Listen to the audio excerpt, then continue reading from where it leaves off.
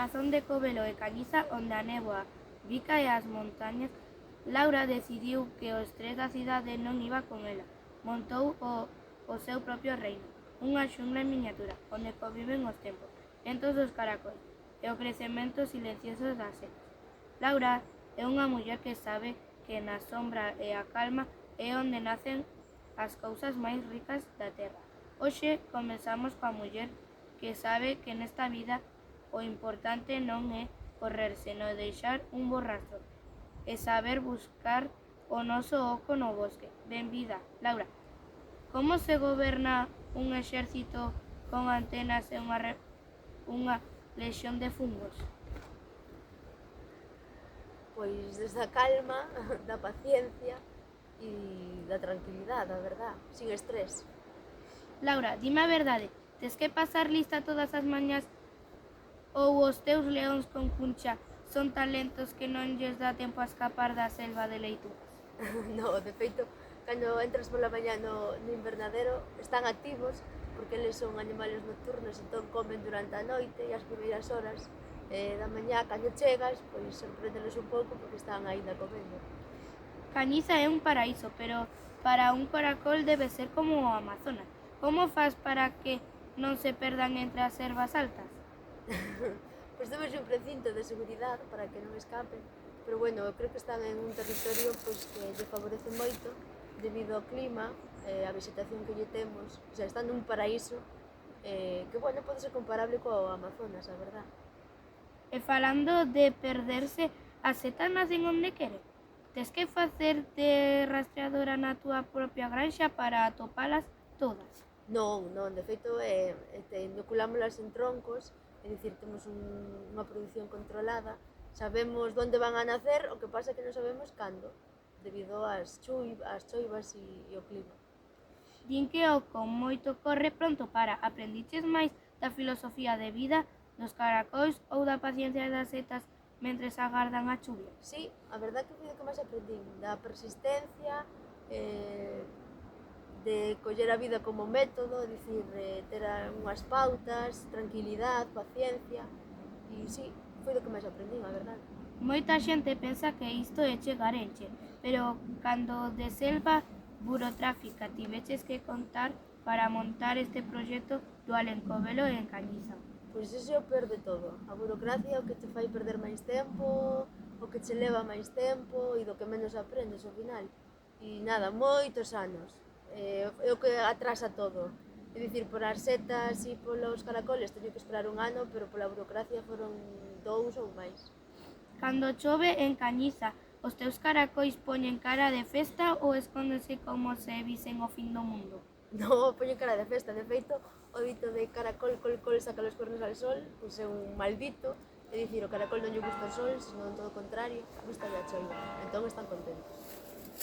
As setas precisan sombra e humidade, como o chan máis profundo da selva. Séntese un pouco fadado vos que movéndote nese ambiente? Sí, de feito a seta temos en carballeiras porque así aproveitamos a sombra que dá no brán e a humidade que aporta o terreno tamén no brán. Entón as temos en un sitio na que lles favorece. Din que a modiño chega aos vellos ao camiño. É ese o lema oficial da túa empresa ou tes algún máis cañeiro para cando hai moito pedido? No, ese é o lema. Con persistencia, tranquilidade, deixando o tempo e o clima interceder sobre os produtos, ao final é cando son de mellor calidade e, bueno, están mellor valorados, a verdade. Tes algún caracol alfa que mande na manada ou alí cada un vai coa súa casa ás costas sen render contra ninguén? No, teño caracoles zurdos. É dicir, todos teñen a rosca hacia a dereita, pois hai algúns que teñen hacia a izquierda, entonces para min esos son os que mandan. Se un caracol decide facer unha fuxida da cárcel por riba dunha seta, canto tardas en darlle caza? Dache tempo a botar un café antes de que chegue á porta? Bueno, o bo do caracol é que deixa unha estela de baba, entonces máis ou menos sabes onde se poden esconder. Din que o que non queira poalla, que non vaya a malla. Ti como levas iso de estar todo o día entre a humidade e o arrecendo da terra fresca da túa xungla particular? Pois ben, dame vitalidade, tranquilidade, gústame. Laura, cultivar setas é como xestionar unha selva invisible. Elas medran sen facer ruido. Tes algún feitizo galego ou música de gaita para que saian con máis ganas do substrato? Non, para nada. De feito, creo que elas co propio ruído do monte, dos paxaros, das gotas, cando chove e demais, saben cando sair. Din que as setas son as raíñas da sombra. Como fas para que o sol galego non asuste e se sinta como se estivesen no recuncho máis escuro e fresco de Amazonia? Pois por onde están ubicadas. Busquei o sitio idóneo, creo que para cultivalas, que é nunha carballeira.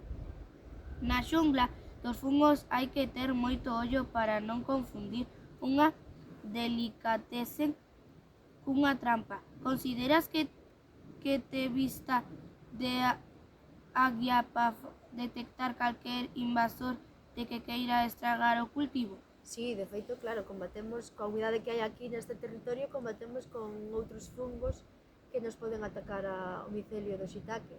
Entonces, todos os días hai que estar pendentes, vixiar, si vemos que hai algún invasor, que atallalo antes de que lle faga dano. Din que o que non sabe de artes non sabe de partes. Cando de arte ten controlar a temperatura e a humidade para que as túas setas sexan as máis viscosas de todo o covelo. Pois o arte do clima, ao final. Eu non intercedo en nada deso, é dicir, elas salen cando ven que é o mellor momento e darlles a elas, bueno, pois eso, que saian cando necesiten. Grazas, Laura, por ensinaros que a vida ten outro ritmo e que o xeito tamén nace na sombra. E no silencio segue coidando esa pequena xungla con tanto mimo, que Covelo sabe mellor grazas a ti. O tempo e o coidado son os mellores fertilizantes. Laura, ensínanos que non fai falta berrar como un león para ter un proxecto con garras.